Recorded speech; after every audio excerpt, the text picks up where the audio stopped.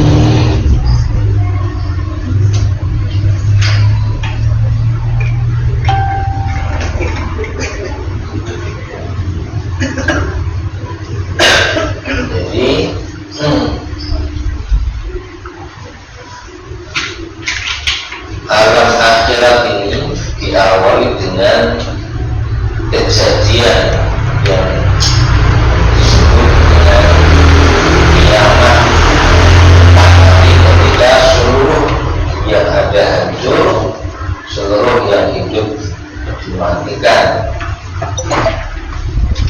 Hari kiamat ini diawali dengan tiupan sangkakala pertama, kemudian diikuti tiupan sangkakala kedua.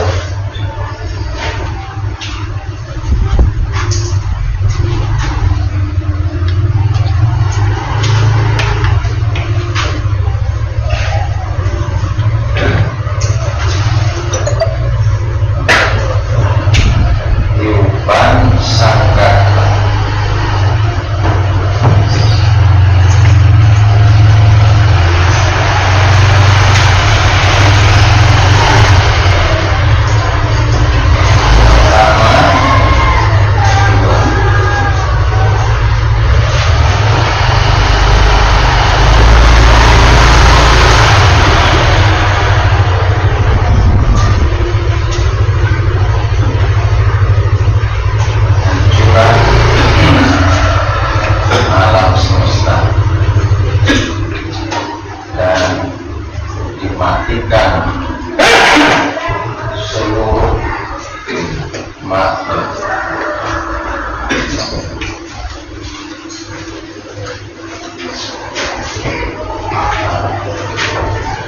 Lalu nanti tiupan sangkakala kedua adalah kebangkitan.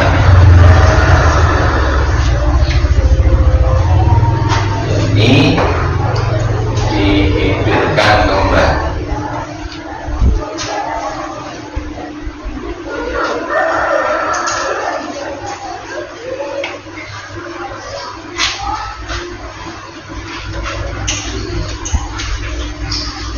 Pada tiupan pertama terjadilah proses kehancuran alam semesta.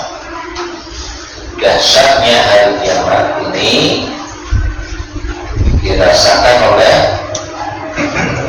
mereka yang hidup, bahkan orang-orang yang dikubur pun merasakan dahsyatnya peristiwa kiamat, kecuali orang-orang yang dirahmati Allah.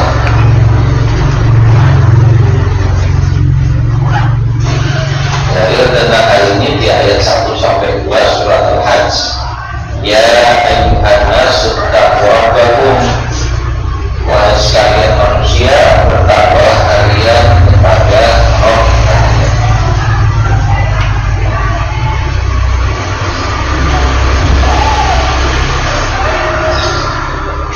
Perintah bertakwa pada ayat ini kemudian kemarin kita sudah sampaikan. Makna asal takwa itu adalah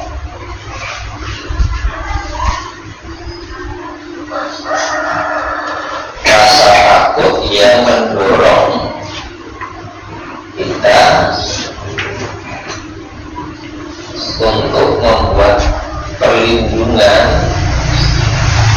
dari iqabillah, dari hukuman atau sanksi dari Allah Subhanahu wa Ta'ala, dengan jalan melaksanakan perintah-perintahnya, meninggalkan larangan. Ya, makna asal takwa itu takut yang mendorong melakukan tindakan untuk melindungi dari sanksi atau azab dari Allah.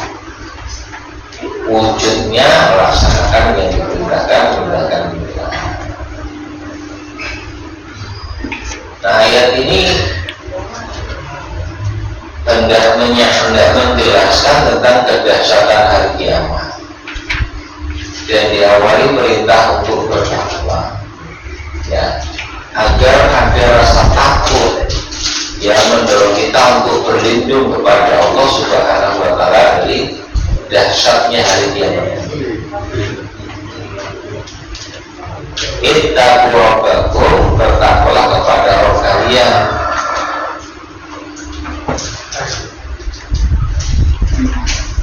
Inna zalzalatas sa'ah, sesungguhnya zalzalatas sa'ah, keguncangan hari kiamat itu syai'un azimun, sesuatu yang sangat dahsyat, agung, sangat besar. Guncangan di saat kiamat terjadi itu sesuatu yang luar biasa, syai'un azimun, sesuatu yang besar. Gambaran kedahsyatannya seperti apa? Pada ayat 2 diungkapkan yauma tarawunaha, di hari ketika saat itu tarawunaha, kamu melihatnya, melihat as-sa'ah, hari kiamat tadi. Zalzalat as-sa'ah, guncangan. Tadhalu kullu murdiatin, setiap perempuan yang tengah menyusui anaknya, lalai amma ardohat, terhadap anak yang tengah disusuinya. Dalam kondisi normal, wanita yang tengah menyusui anaknya akan fokus perhatiannya kepada anak yang tengah disusui. Tapi karena kedahsyatan guncangan di hari kiamat, dia sampai lupa tengah menyusui anaknya. dari hamil, dan setiap perempuan yang hamil, setiap perempuan yang hamil akan keguguran kandungannya. Tangguh kullu dari hamlin hamlah guguran. Watarnas, dan kamu melihat manusia sukaro dalam keadaan mabuk, wama lebih sukaro padahal mereka tidak mabuk. Walakinna adzaballah syadid, tetapi yang terjadi adalah adzaballahi syadid, adab Allah yang sangat keras pada saat. Nah, ini gambaran kedahsyatan kiamat, yakni tatkala sangkala, ya, tiupan sangkakala pertama, tiupan sangkakala yang pertama, hancur segala yang ada, mati segala yang ada.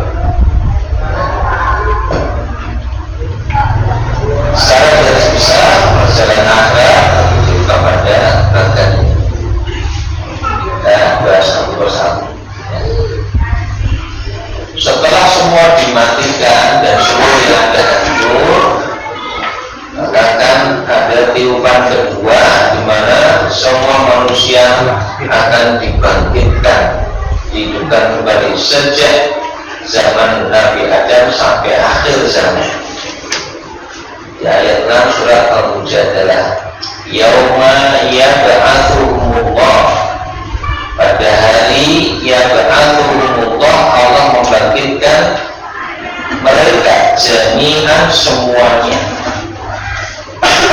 Fainabbi'uhum, lalu Allah memberitahukan kepada mereka bima amilu, mengenai apa yang telah mereka kerjakan. Ahsalullah, Allah akan menghitungnya apa yang mereka kerjakan itu. Wa nasuhu, meskipun mereka telah lupa. Wallahu ala kulli syai'in syahid, dan Allah akan menyaksikan segala sesuatu. Wanita. Nah, setelah dibangkitkan atau dihidupkan kembali, maka berikutnya adalah mahsyar, dikumpulkan. Mahsyar, tempat pengumpulan. Sudah dibangkitkan, dihidupkan semua dari kematiannya, terus dikirimlah seluruh manusia itu di satu tempat yang luas. Nah, dikumpulkan, menjadi tempat untuk mengumpulkan, maka disebut mahsyar. Kita menyebutnya padang mahsyar karena padang itu tempat yang luas.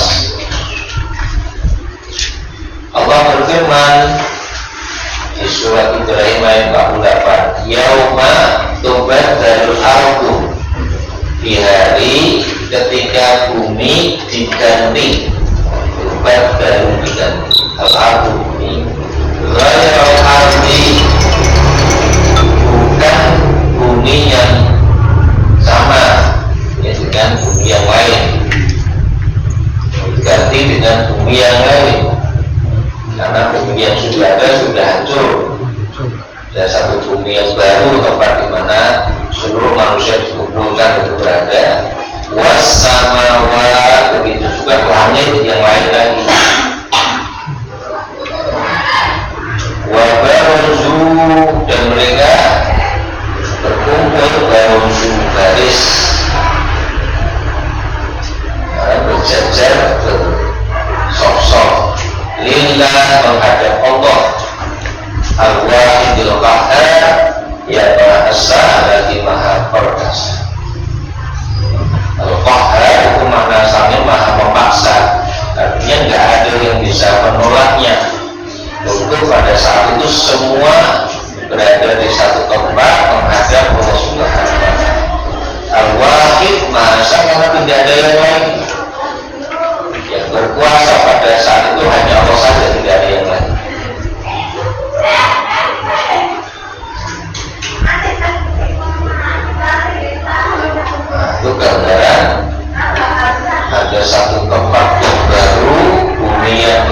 langit yang baru, mereka berkumpul di situ menghadap Allah.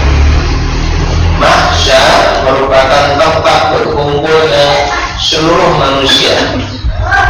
Di mahsyar berapa lama? 50.000 tahun. 50.000 tahun. Tapi bagi orang beriman, 50.000 tahun itu hanya terasa seperti jarak antara duhur dengan asar.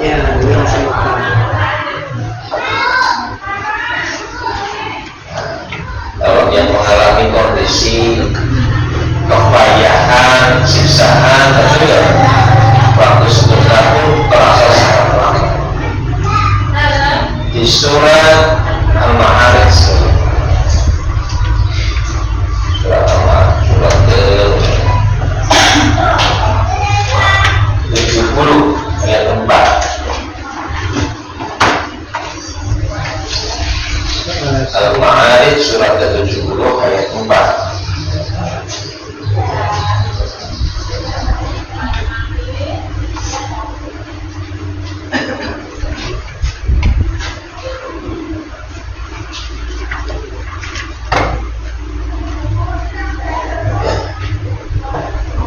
Ta'rujul malaikah, para malaikat naik, ta'ruju waruh, demikian juga ar-ruh, yaitu malaikat Jibril, ilaihi, kepada Allah, naik kepada Allah, fi yaumin, dalam sehari, karena miqdaruhu, yang sehari itu kadarnya, lamanya, khamsina alfa sanatin, 50.000 tahun.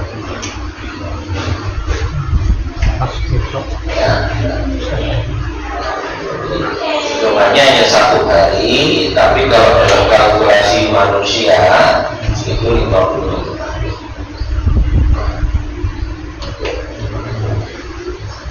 Nah, proses pengumpulan di mahsyar itu ya hanya 1 hari yang kadarnya 50 tahun juga.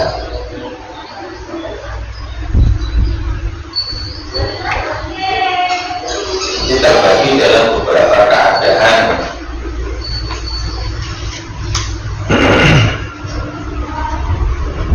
Jadi 50.000 tahun itu bagi mereka yang ya. Iya. Faktanya memang 50 tahun dalam kalkulasi di kehidupan dunia ya. Kalau di akhirat itu hanya 1 hari. Tapi kalau yang hitungan dunia itu 50.000 tahun. Nah, nanti terasa sangat lama atau sebentar bergantung dari orang beriman dan orang kafir. Nah, nanti ada keterangan dalil-dalil apa-apa yang terjadi selama di masa itu. Kan matahari kemudian didekatkan, orang-orang berkeringat. Keringatnya ada yang setinggi mata kaki, ada yang setinggi betis, ada yang setinggi lutut, ada yang setinggi bahu, ada yang setinggi telinga, ada yang ditenggelamkan oleh keringatnya sendiri. Ya, sesuai dengan keadaan bahwa mereka masing-masing. Nah, kecuali orang-orang yang dilindungi oleh Allah. Misalnya di satu hadis yang disebut 7 golongan yang dinaungi oleh naungan Allah. Yauma la dhilla illa dhilluhu, di hari ketika tidak ada naungan kecuali naungan Allah. Itu tidak akan mengalami kepayahan seperti itu. Nah, mereka yang mengalami kepayahan itu pasti akan merasa lama sekali karena dalam keadaan yang menderita. Untuk pada pasar itu ya, nanti dikatakan apa ada bukti yang lain iya, setelah dihasilkan. Iya, Saya pernah mendengar dari Ustaz Pak mengatakan nanti waktu pasar itu letaknya di Palestina, di mana saja.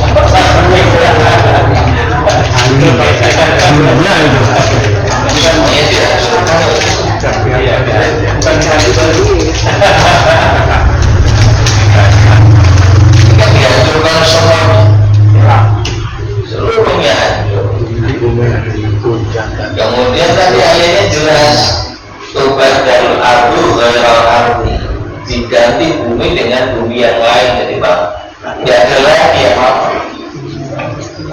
Kalau mengatakan itu Palestina yang negara mana, ini dalilnya mana? Kalau Quran menjelaskan Turbatan Abu Ghairal ganti bumi dengan bumi yang lain. Kalau Palestina sama Israel. Indonesia tentang ya. Nah, Rasulullah SAW menceritakan dahsyatnya pada mahsyar itu, kedahsyatan kejadian di mahsyar itu seperti apa beliau menambahkan. Yuhsyarun nas, manusia akan dikumpulkan. Yuhsyarun mahsyar, mahsyar tempat berkumpul. Yuhsyarun dikumpulkan. Yaumul qiyamah, pada hari kiamat, khufatan uratan ghurlan, dikumpulkan dalam keadaan tidak pakai alas kaki, telanjang bulat, dan belum bersunat, belum berkhitan. Tidak pakai alas kaki, telanjang bulat, dan belum berkhitan.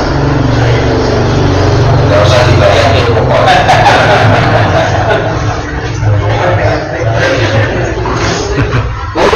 Aku bertanya, ini Aisyah bertanya, ya Rasulullah, Aisyah wa rijal jami'an yang berubah-ubah ila batin. Ya Rasul, kalau begitu para wanita dan laki-laki semuanya saling memandang satu dengan yang lain. Maksudnya apa? Enggak malu ya kan? Reaksi spontan Aisyah ketika berita seperti itu langsung, masa seperti itu? Apa enggak malu nanti saling melihat dalam keadaan tidak berpakaian sama sekali?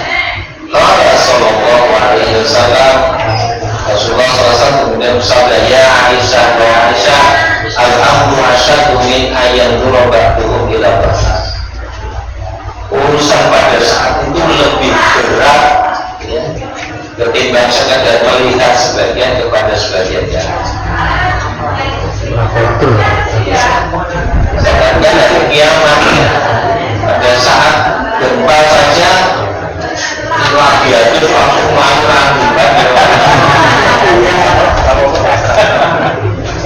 ya enggak memperhatikan yang kayak gitu, bagaimana dirinya selamat. Jadi fokus perhatiannya adalah nasib dirinya masing-masing. Kita nggak mikir apa-apa lagi. Al-amru asyaddu min ayanzura ba'duhum ila ba'd. Urusan pada saat itu lebih besar dibanding sekadar melihat ya orang yang satu dengan yang lain.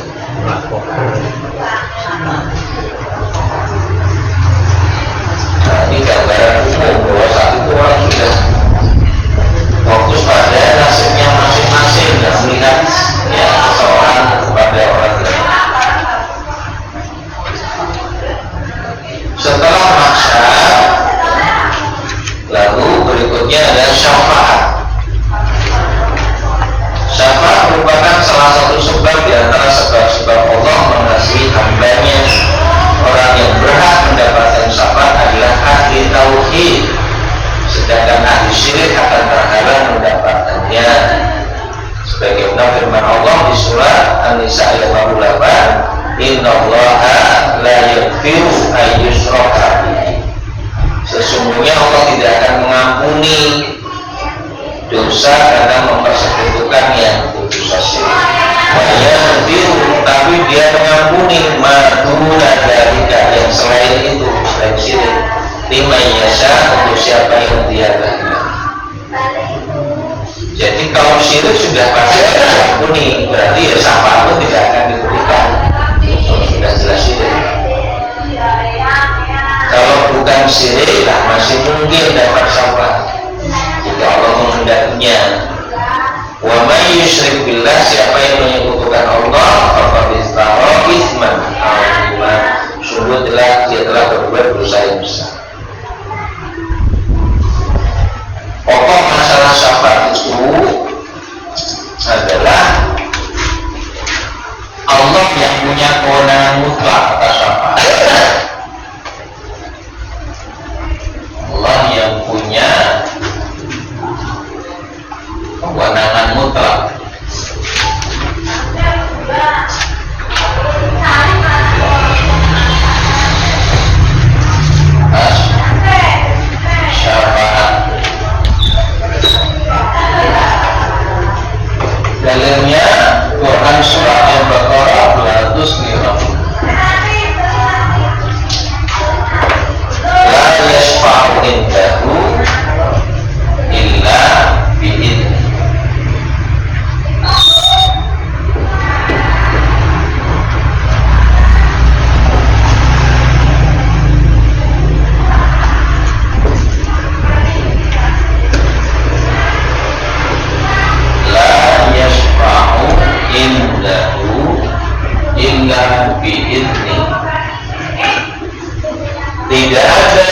bisa memberi syafaat di sisinya, insya Allah, illa biidzni, kecuali dengan izinnya. Izin Allah.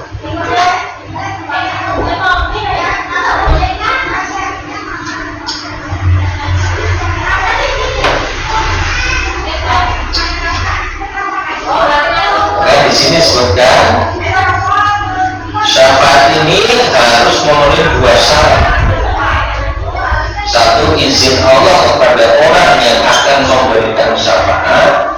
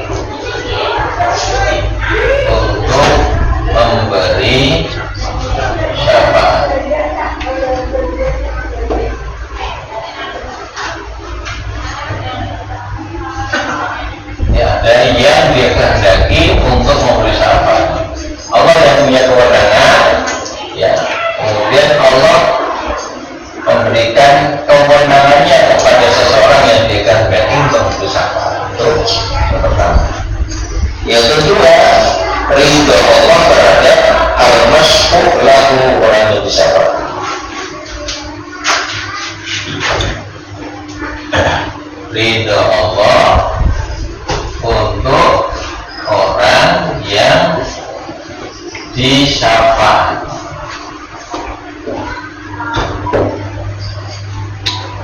Nah, itu yang memberi syafaat, ini yang diberi syafaat. Tapi semua dalam kewenangan Allah.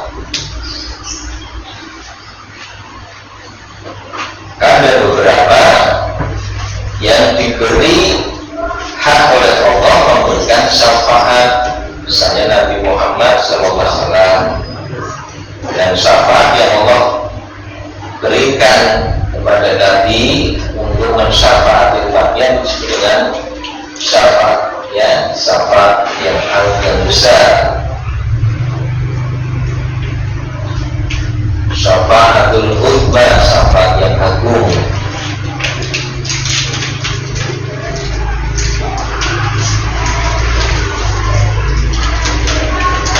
Di hadis riwayat Bukhari juga disebutkan orang yang mati syahid diberi hak untuk memberikan syafaat kepada 70 anggota keluarganya. Jadi 70 anggota keluarganya itu juga memenuhi syarat yang Allah ridho. Kalau telah kesyirikan ya sudah pasti tidak diridhoi oleh Allah.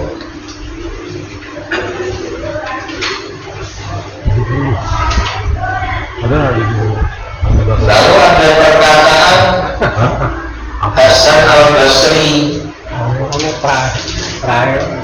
Hasan al-Basri itu ulama generasi tabi'in, jadi muridnya sahabat. Yaitu di halaman 569 terkait dengan syafaat juga. Hasan al-Basri mengatakan istaghfiru minal istighfaril mu'minin. Perbanyaklah berteman dengan orang-orang mukmin. Fa inna lahu, karena sesungguhnya orang-orang mukmin itu memiliki syafaatun yaumil qiyamah, memiliki syafaat pada hari kiamat. Jadi dalam keterangan Hasan Basri, orang-orang mukmin juga diberi kewenangan memberikan syafaat pada hari kiamat secara umum, ya.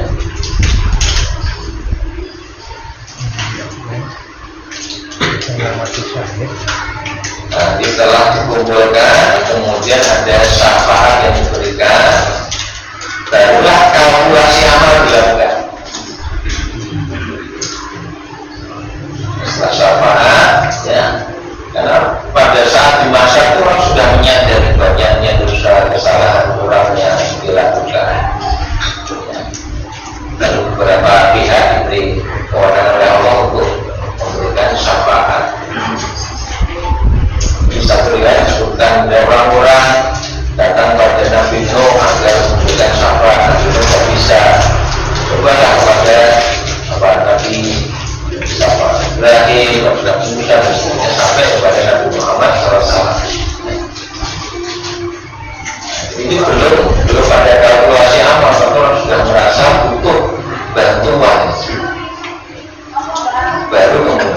yaumul hisab, syafaat, kemudian yaumul hisab. Syafaat, kemudian baru yaumul hisab, hari perhitungan bisa kalkulasi amal. Yaumul hisab adalah proses penghitungan amal-amal kebajikan dan keburukan yang dahulu manusia kerjakan di dunia. Mereka akan dimintai pertanggungjawaban terhadap seluruh amal perbuatan mereka. Allah berfirman, Inna ilaina iyabahum, sungguh kepada kami mereka kembali, summa inna alaina hisab, kemudian sungguh kewajiban kamilah membuat perhitungan atas mereka. Al-Wasyiyah 2014. Nah, tentang kalkulasi amal ini Rasul bersabda, ini kalau di hadis riwayat Ahmad disebutkan, ya sama isi atau mata hadisnya dengan hadis riwayat ini yang digunakan di sini. La tazulu qadama 'abdin, tidak akan bergerak beranjak qadama, dua tapak kaki abdin, seorang hamba yang kiamat di hari kiamat, hatta yus'ala, sampai dia ditanya an umrihi, pertama tentang umurnya, fima afnahu, ya, dalam hal apa, untuk apa umur ini dihabiskan. Umur itu jatah waktu, kesempatan yang diberikan oleh Allah yang mestinya diisi amal ketaatan. Maka penggunaan waktunya akan ditanya. Jadi tidak akan ditanya berapa banyaknya waktu, tetapi digunakan untuk apa waktu yang diberikan. Pertanggungjawabannya adalah terkait dengan penggunaan waktu, penggunaan kesempatan. Kamu dikasih umur 40, 50, 60, 70, 80 tahun, tinggal ngopo, kita ini ngopo umurnya harus dipertanggungjawabkan. Ngaji saja ini ngopo baik, tenanan ngopo baik. Ya, ada tanggung jawab penggunaan waktu.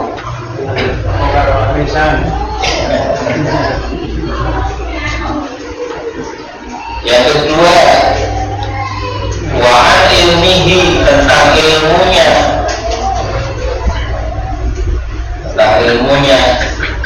fima fa'ala, dalam hal apa ia beramal dengan ilmu itu. Jadi diamalkan untuk apa?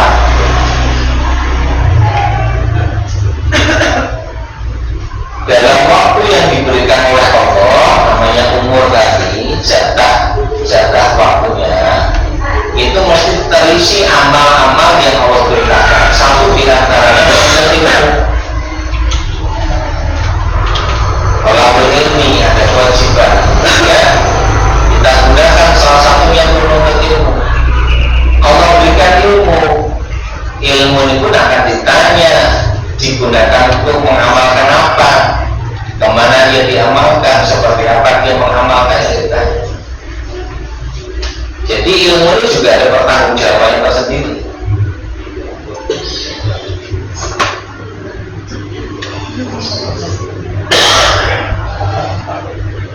Karena ilmu itu juga bisa disalahgunakan. Sesuatu yang diberikan itu bisa digunakan sebagaimana perintah dari pemberi, tapi bisa juga justru bertentangan dengan pemberi. Allah mengamanahkan ilmu kepada kita, seharusnya digunakan untuk melakukan ketaatan. Tapi ternyata diberi ilmu malah digunakan untuk maksiat dan dosa, dia harus tanggung jawab.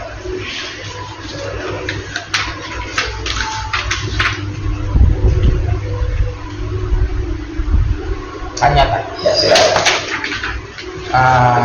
mengenai ilmu ini, apakah ada batasan kewajiban untuk kita untuk menyebarkannya? Karena maksudnya ada lupa saya, tapi kalau kamu tahu satu ayat kan kamu wajib untuk Iya. Liwani walau ada. Yes. Nah, ada nggak batasannya Bu, kita ini, misalnya ini jamaah satu sudah mempunyai ilmu dari kita tinggi, sudah banyak, sudah 1 tahun, kewajiban kita untuk menularkan ilmu itu ada batasannya nggak? Batasan kamu hilangkan lah ya, sudah boleh lah, ini kamu boleh. Kalau Nabi mengatakan walau ayat, meskipun 1 ayat, balighu sampaikan. Jadi nggak ada batasannya. Jangan tahu berapa ayat. Al-Fatihah ada 7 ayat. Padahal meski 1 ayat, Rasul perintahkan sampaikan. Iya, sampaikan. Dan Nabi hampir selalu usai majlis, Nabi mengatakan fal yubalighu syahid al-ghaib. Hendaknya yang hadir menyampaikan pada yang tidak hadir. Karena bisa jadi seseorang membawa al-fiqhu pemahaman, tetapi ia tidak memahami dan justru dipahami oleh orang yang tidak hadir, yang dengan menyampaikannya dia bisa menjelaskan. Dan disitulah diharapkan ada interaksi saling belajar. Aku mau ngaji ini ngadu ngadu. Biasanya Jumatan lagi.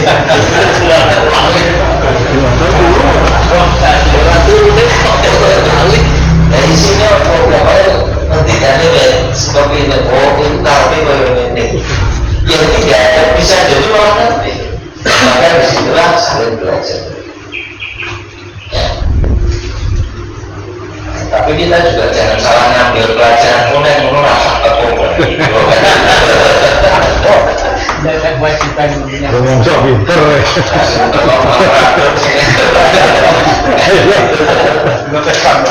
Pelajaran yang besar belajar, ya, tersebar, ya, pemahaman baik yang tadi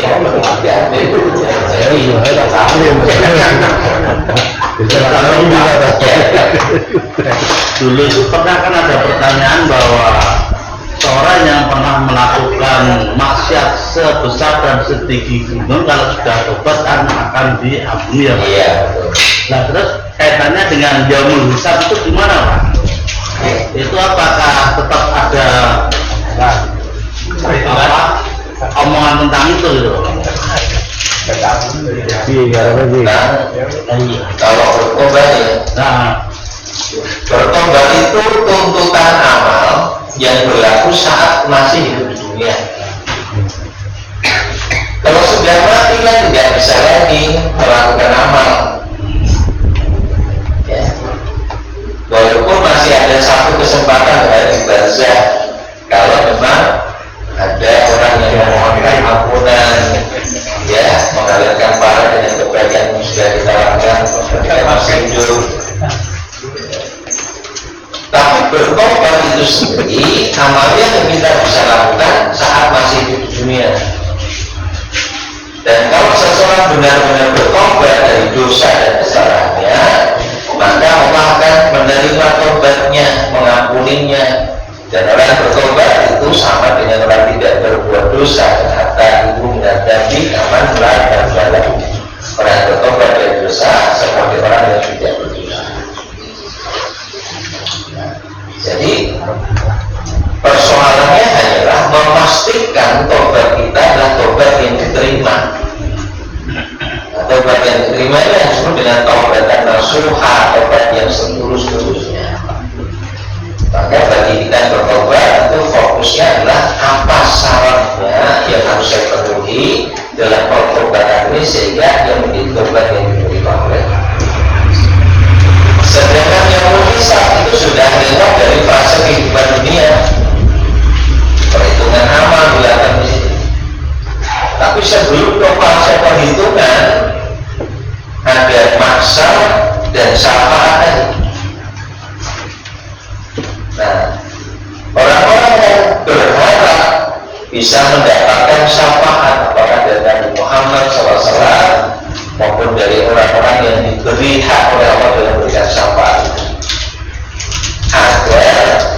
di saat hisab, nah ini menjadi lebih ringan hisabnya.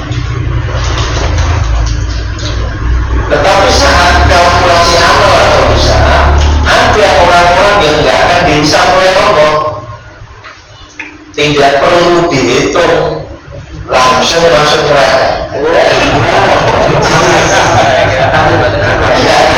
Kita baca ayat 103 sampai 106 Al-Kahfi, surat ke-18 ayat 103 sampai 106 itu nggak perlu dihitung, nggak perlu ditimbang, langsung masuk neraka.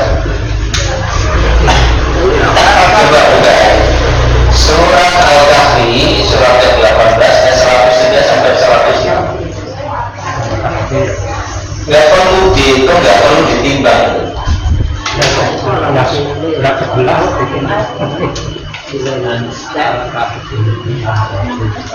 Kahfi surat 18 103 sampai 106. Coba dibacakan.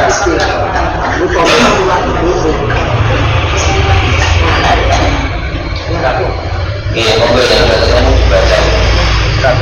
Semuanya tidak apa-apa. 103 sampai 106.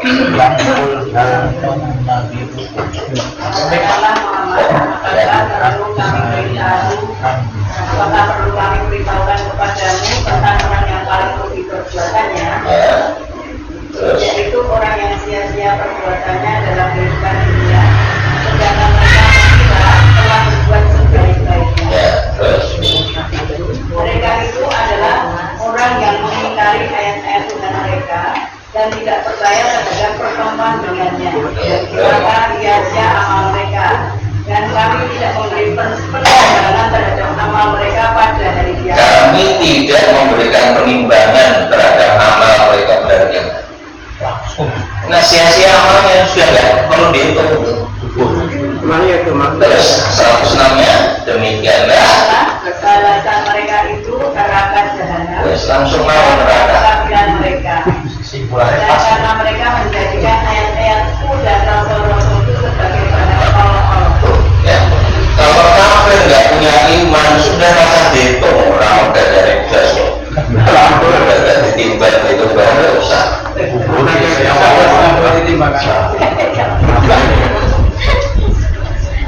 Ada juga yang tidak perlu dihisab, nggak perlu dihitung, nggak perlu ditimbang, langsung masuk surga. Orang yang mati syahid dan orang yang bersabar dengan banyaknya ujian yang diberikan oleh Allah Subhanahu wa Ta'ala. Baru tadi bagi saya ajarkan itu dari kitab Minhajul Qasidin, hadis sahih. Orang-orang yang di kehidupan dunia Allah berikan cobaan, kesulitan, kepayahan, penderitaan, dan dia bersabar, maka Allah malu untuk menghitung amalnya. Allah malu untuk membeberkan catatan amalnya. Kenapa? Karena kesabarannya itu menjadikan pahalanya diberi hisab tanpa batas. Terus kata ganjaran ini, kakean ganjaran itu sudah bisa mengatasi kekurangan-kekurangan itu sudah jauh. Ayat 10 surat Az-Zumar. Wa innama tuwaffawna ujurahum wa innama yuwaffas sabiruna ajrahum bighairi hisab. Dan hanya orang-orang yang bersabar saja yang akan disempurnakan pahalanya diberi hisab tanpa batas. Kalau nilai pahalanya sudah tanpa batas, maka kalau ada dosa kesalahan itu sudah nggak ada maknanya lagi. Ibaratnya dengan berubah yang berubah, itu sudah lunas kabeh. Maka ada yang tidak perlu dihisab, nggak perlu ditimbang, langsung masuk surga. Ada nggak perlu dihisab, nggak perlu ditimbang, langsung masuk neraka. Widi masuk.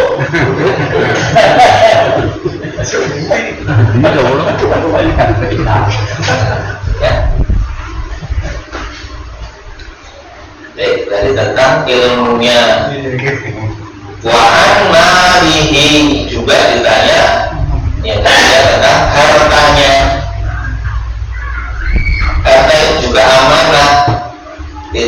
atau kepercayaan dari Allah kepada seseorang yang semestinya digunakan sebagai fasilitas atau sarana untuk melaksanakan perintah Allah. Maka ditanya, diminta pertanyaan tentang harta min aina dan wafima. Min aina dari mana iktasabahu dia mendapatkan, dapat hartanya itu dari mana, dengan cara seperti apa, wafima anfaqahu dan kemana dia belanjakan, di mana dan kemananya. Kalau harta ini ditanya dua arah, dari mana memperoleh, kemana dibelanjakan. Wa'an jismihi juga akan ditanya, diminta tanggung jawab tentang jism, jasad fisik tubuh, ya. Fima ablahu, dimanakah rusaknya. Bisa kencang saiki kan itu ngomong baik, bisa cetor, cetor saiki program cetor, ngomong baik, bicara jelas saya kira sudah ngomong baik, fisik pun tidak.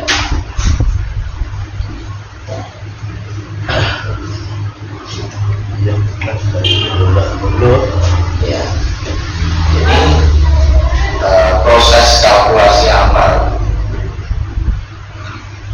Nah, setelah sidang ini berlangsung itu kan, terus kan ada notulensi, ada catatan amal, baik dari catatan para malaikat, ya. Nanti kan dikonfirmasikan, ya. Walaupun pada saat itu orang tidak bisa melakukan kebohongan. Ada catatannya, ada laporannya, ada kesaksian, ada rekamannya. Nah, sehingga tidak bisa berbohong. Nah, kata berikutnya pembagian catatan amal.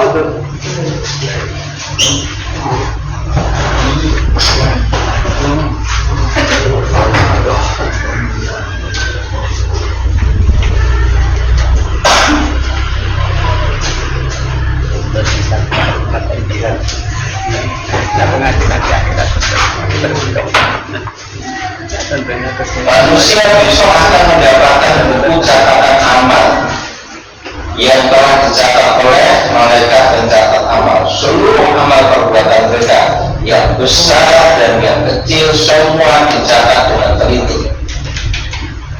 Bahkan bisa jadi mereka sudah lupa, tetapi amal perbuatan mereka tertulis dalam buku catatan amal itu dengan rapi dan tidak ada yang Allah berfirman, wa wudi'al kitab, ya, wudi'al diletakkan alkitab itu kitab catatan amal. Fatawal mujrimin, maka al-mujrimin, fatawal maka kamu akan lihat al-mujrimin, orang-orang berbuat dosa, musyfiqin, ketakutan. Kitab catatan amal diletakkan, kalau kamu akan melihat saat itu para pelaku dosa itu ketakutan. Mimma fihi, dengan apa yang ada di dalamnya dalam kitab catatan amal itu. Wa yaqulun, dan mereka berkata, para pelaku dosa itu kemudian berkata, ya wailatana, ini dasar, ya wailatana, celakalah saya. Jadi ungkapan penyesalan itu, ya wailatana, ya wailatana, betapa celaka kami. Melihat dalam kitab ini kitab apa? La yuqadiru shaghiratan wa la kabiratan illa ahsaha. Tidak melewatkan, tidak meninggalkan yang kecil maupun yang besar, semuanya ada tercatat di sini. Tidak ada yang terlewat. Ini kitab apa ini? Mencatat semuanya. wawajadu, dan mereka mendapati ma'amilu, apa-apa yang sudah mereka amalkan, mereka kerjakan, hadiro, dihadirkan, ada di situ semua yang sudah mereka lakukan hidup di dunia, tapi tetap semua itu Jumat sore ngaji sakumu setelahnya orang kamu Untuk semuanya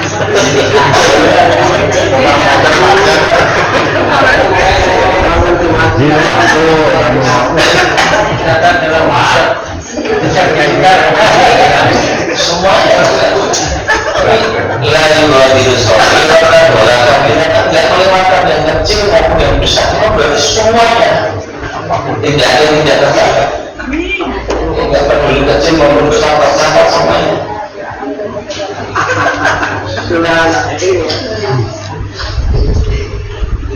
Masih ngaji malah ngomong. Kamu jadi ngantuk ya salah kan? Maafkan ya. Dibalik ngantuk ini terus. Wala yang berimu buka ada yang dirugikan sedikit. Silakan. Ini mau tanya tentang tadi yang amal besar dan amal kecil. Iya. Bisa dijelaskan amal besar itu seperti apa? Apakah hanya orang yang berduit saja bisa beramal besar dengan bangun masjid misalnya? Amal kecil yang seperti apa? Amal besar dan kecil bisa dari sisi jenisnya, ya, bisa juga karena perlakuannya. Dari sisi jenisnya, sholat itu amal besar, jihad itu amal besar, mengajarkan Quran itu amal besar. Tapi bisa menjadi kecil, bahkan hilang nilainya kalau orang tidak ikhlas. Kalau melakukannya sembrono, nilainya lebih kecil. Ada amal kecil, ya mungkin selesai angkat-angkat kursi atau ngaji disepakai di sini, itu mungkin kecil.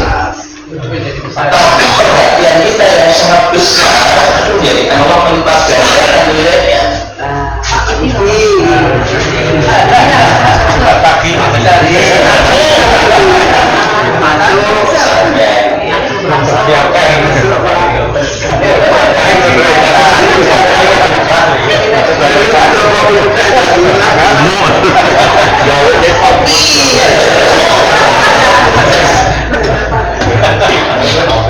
Pengajian itu besar kan?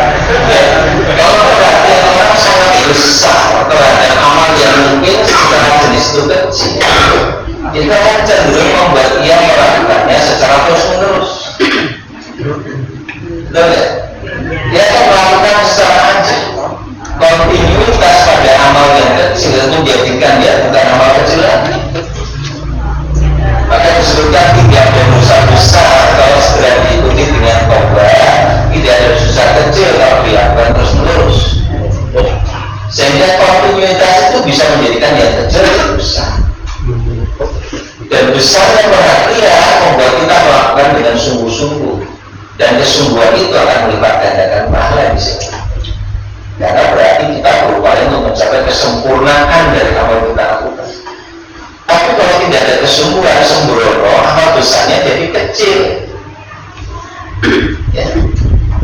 Sholat itu amal besar tapi sembrono, dilakukannya tidak ada tumaknina, cepat banget, tidak ada kesusuhan. Yang jadi kecil bahkan tidak punya nilai karena tumaknina itu merupakan rukun, kalau bukan tidak dilakukan itu tidak sah. Tidak ada amal yang dilakukan. Jadi bisa besar kecil dari sisi jenis amal, bisa besar kecil itu dari sisi perhatian. Ini agar kita tidak pernah menyepelekan amal kebaikan sekecil apapun. Tetapi kan jangan remehkan kebaikan sekecil apapun, walau antal korakol kabiwajin korin. Meski sekadar engkau temui saudaramu dengan wajah yang cerah. Jadi mau mesem dari wajah sumberina itu jangan sepele kadang-kadang, karena wajah itu bisa mempengaruhi suasana Ya. ya sengisi berumur baru ngapain dengan teman-teman itu kok nggak ada seninya sama sekali ya biasanya kan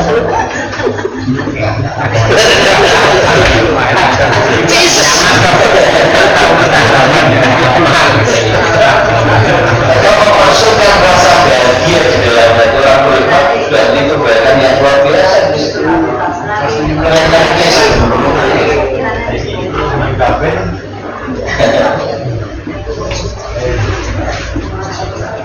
Nah itu kita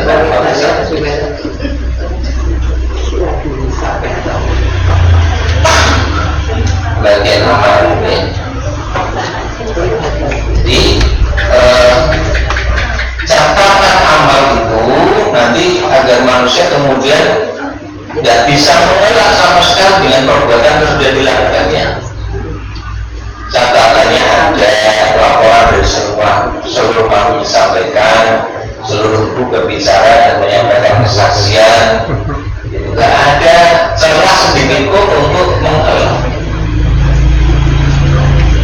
Nah itu yang dimaksud di penutup ayat ini, wala yadlimu rabbuka ahada, dan Tuhanmu tidak menzalimi seorang pun. Jadi berdasarkan rekam jejak, dokumentasi, amal itu semua nanti manusia akan mendapatkan balasan. Jadi kemudian dizalimi. Nah setelah diberi catatan amal itu, karena dia itu kalau di saya lupa Quran surat mana ya, ada yang diberikan dari arah kanan, ada yang diberikan dari belakang, itu saja sudah menunjukkan waduh celaka atau bahagia dari mana catatan itu. Nah setelah itu barulah yaumul mizan, baru penimbangan. Bagian catatan amal baru mizan, penimbangan.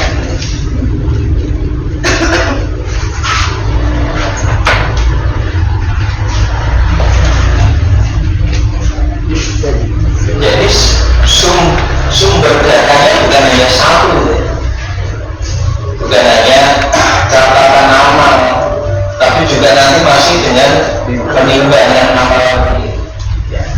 Betul-betul valid. Sudah. Kita bukan sampai di yaumul mizan. Yaumul mizan adalah penimbangan seluruh amal perbuatan manusia. Pada mizan inilah terlihat keadilan Allah Azza wa Jalla. Tidak ada seorang pun yang dizalimi. Itu menegaskan keadilan Allah. Bahwa yaumul haq, timbangan pada hari itu menjadi ukuran yang hak, yang benar. Para takulah mawazinuhu, siapa yang berat timbangan kebaikannya, paulah kaum muflihun, mereka itulah orang yang beruntung. Kalau khafat mawazinuhu, siapa yang ringan timbangan kebaikannya, paulah tidak khosiru anfusahum, mereka itulah orang-orang yang merugikan dirinya sendiri. Dan diri sendiri dengan amal keburukan yang banyak dia lakukan. Bima kanubi ayatina yadlimur, disebabkan mereka mengingkari ayat-ayat. Baik, kemarin kita pernah sampaikan kenapa kok sampai ada perhitungan amal, ada catatan yang diberikan, ada proses penimbangan. Bukan kamu mampu selesai catatan langsung berkumpul sebelum rokok. Tak sanggup dihitung-hitungan bisa kita saja. Seperti ada satu show gitu ya, yang ditambahkan ini ditimbangnya amalnya ini, catatannya ini dikumpulkan dulu nih. Karena Allah tidak menampakkan kemahadirannya saja. Iya, iya, di objektivitas dalam memberikan perlakuan kepada manusia. Ini ada semua bukti-bukti, ada semua. Ya, baik. Semoga mudah-mudahan manfaat.